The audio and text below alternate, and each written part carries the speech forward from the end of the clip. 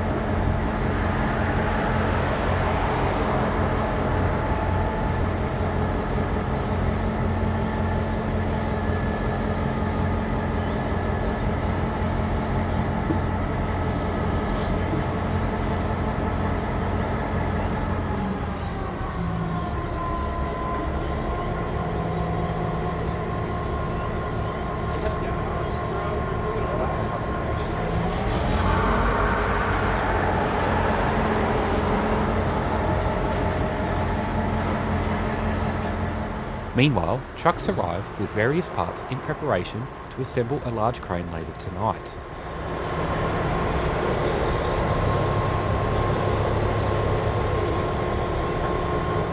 P16 detaches the set and will stable overnight between Victoria Park and Clifton Hill.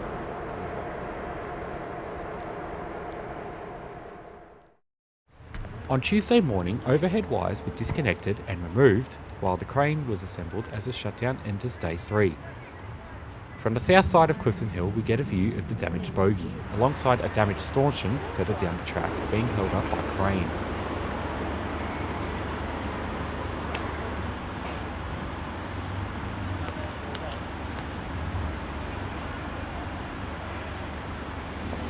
Only moments later, P17 arrives to tow 853M to the south side of Rushall Station.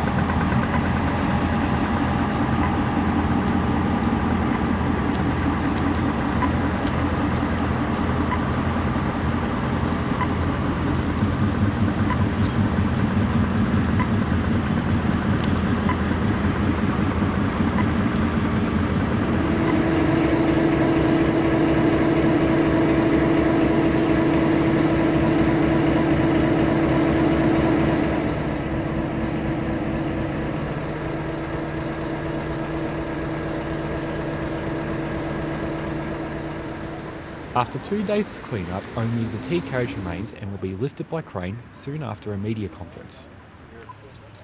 The Metro Train CEO confronted the media about the disruptions and determined that buses would replace trains until at least Monday the 21st, while infrastructure gets repaired and derailment investigations take place. As you can see here, there's a very big team on site and the recovery works have proceeded.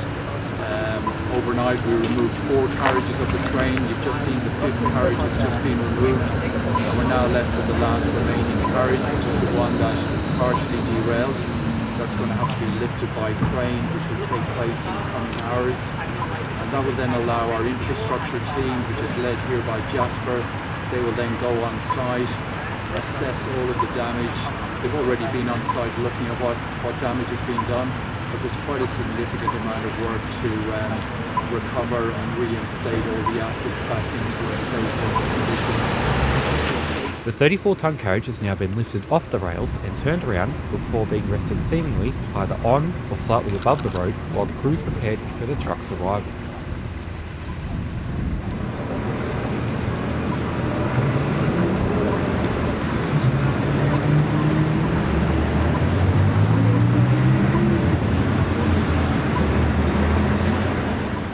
Around half an hour later, the train is spun around once more with a damaged bogie facing towards the end of the truck. How often do you get to see this?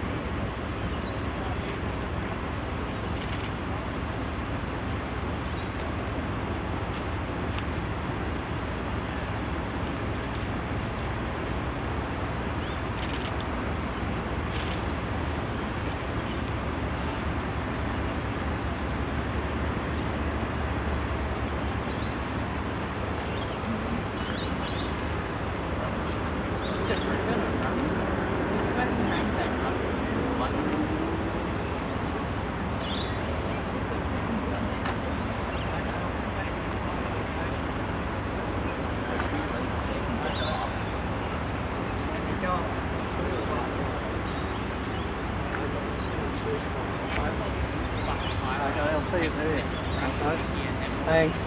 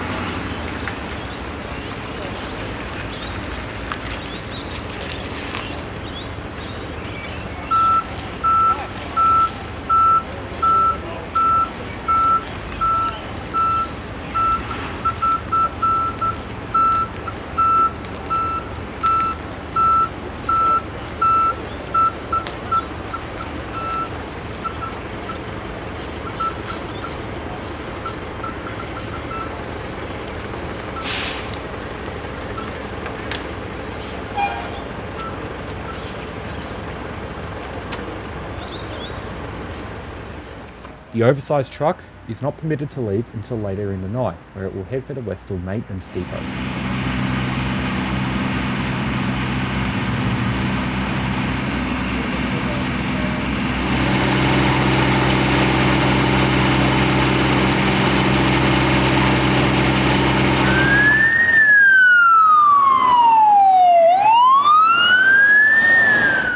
Just around the corner at Clifton Hill Station, P16 shunts 854M back towards Rushall to couple to 853M and P17 before being transferred to Newport later in the evening.